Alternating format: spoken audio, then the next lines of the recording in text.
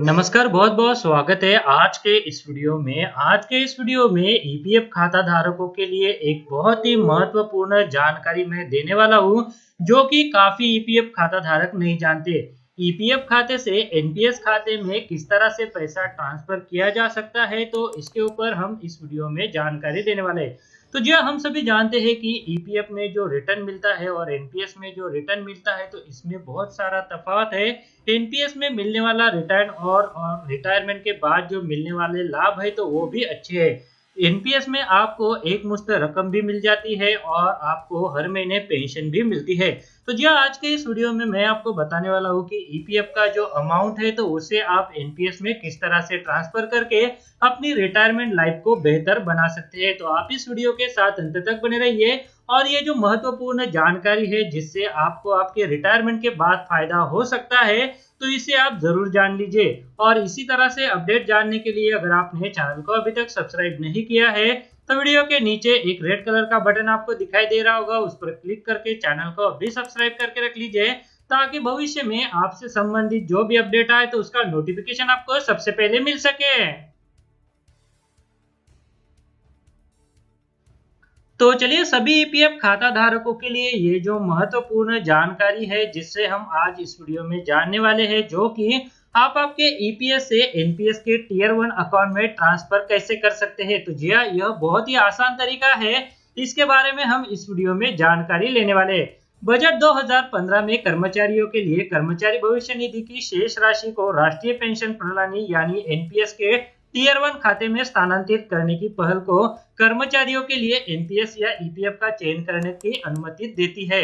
Pension fund नियामक और विकास प्राधिकरण यानी पीएफआरडीए सब्सक्राइबर को कुछ प्रावधानों के तहत अनुमोदित पीएफ खाते से एनपीएस खाते में धनराशि स्थानांतरित करने की अनुमति देता है। यह याद रखना चाहिए कि ईपीएफ बैलेंस के एनपीएस में स्थानांतरण पूरी तरह से कर मुक्त है। यह देखते हुए कि कर्मचारी ने 5 साल या उससे अधिक समय तक काम किया है। यदि कोई ईपीएफओ ग्राहक 50,000 रुपए से अधिक की राशि ईपीएफ खाते से 5 साल की निरंतर सेवा से पहले निकालता है, तो टीडीएस लागू होगा। विभिन्न प्रकार के निवेशकों की आवश्यकताओं को पूरा करने के लिए एनपीएस विभिन्न प्रकार के फंड यानी अल्ट्रा सेफ, कंजर्वेटिव, बैलेंस और अग्रेसिव प्रदान करता है। फंड प्रकार का चयन निवेशक अपनी जोखिम को उठाने की क्षमता के अनुसार भी कर सकता है।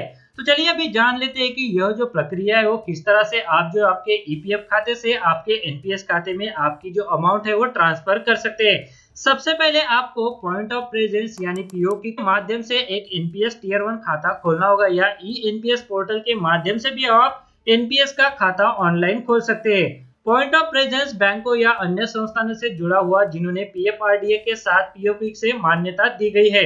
स्थानांतरण शुरू करने के लिए किसी व्यक्ति के मौजूदा नियोक्ता के माध्यम से मान्यता प्राप्त कर्मचारी भविष्य निधि या सुपरनेशन फंड में ईपीएफ या सुपरनेशन फंड खाते में से शेष राशि को उसके एनपीएस खाते में स्थानांतरित करने के लिए आवेदन प्रस्तुत किया जाना चाहिए।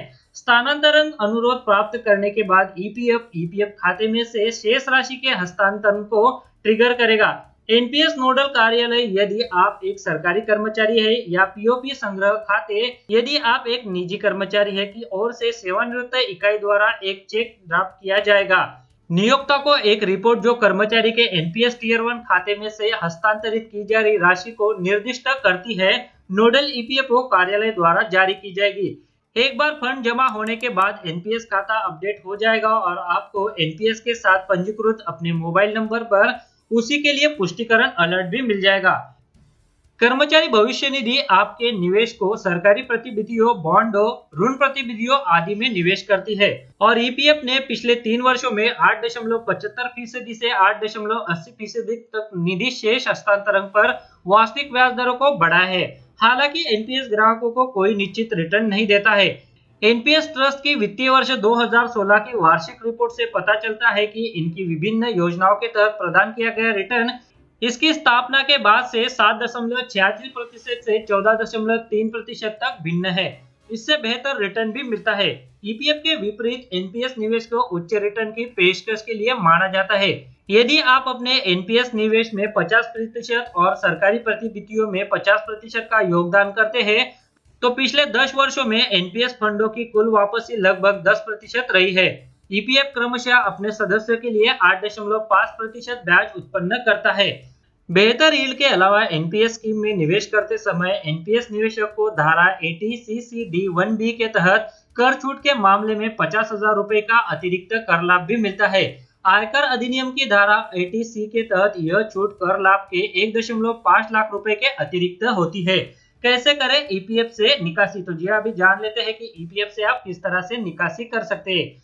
एक कर्मचारी के रूप में ईपीएफ में पूरा फंड बैलेंस एक मुश्त निकाला जा सकता है यदि आप रोजगार छोड़ते हैं और किसी ऐसे नियोक्ता के साथ किसी अन्य रोजगार में शामिल नहीं होते हैं जो 2 महीने के लिए ईपीएफ के तहत नामांकित है।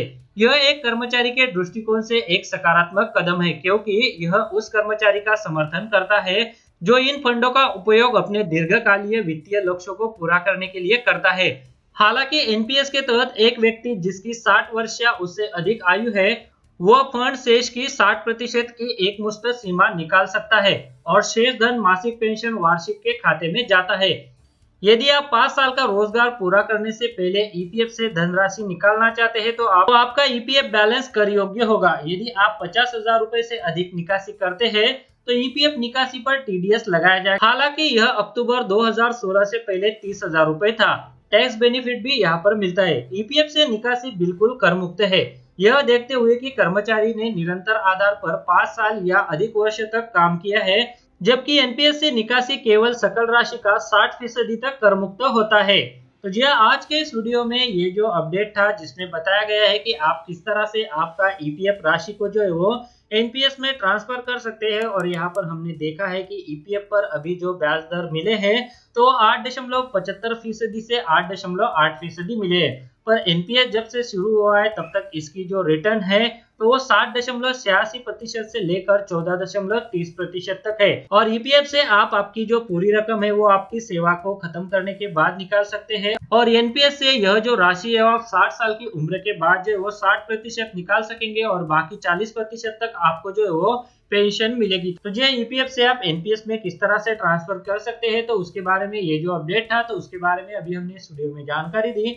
वीडियो में दी गई जानकारी अच्छी लगी तो वीडियो को लाइक जरूर कीजिएगा और अगर आपने चैनल को अभी तक सब्सक्राइब नहीं किया है तो वीडियो के नीचे जो रेड कलर का बटन है तो उसे प्रेस करके आप चैनल को सब्सक्राइब करके रख लीजिए ताकि भविष्य में जो भी अपडेट आए तो इसका नोटिफिकेशन आपको सबसे पहले मिल सके। इस वीडियो को देखने के लिए आपका बहुत बहुत धन्यवाद। अगर आपको कोई सवाल है या फिर कोई कमेंट है तो आप इस वीडियो के नीचे जो कमेंट बॉक्स है वहाँ पे कर सकते हैं। और साथ में दोस्तों अगर आप मेरे चैनल पे पहली बार विजिट करें तो मेरे चैनल को सब्सक्राइब कीजिए और जो उसके बाद बेल का आइकॉन आएगा उसे भी आप प्रेस कर दीजिए ताकि मेरे जो आने वाले वीडियोज़ है वो सबसे पहले आपको देखने को मिल सके।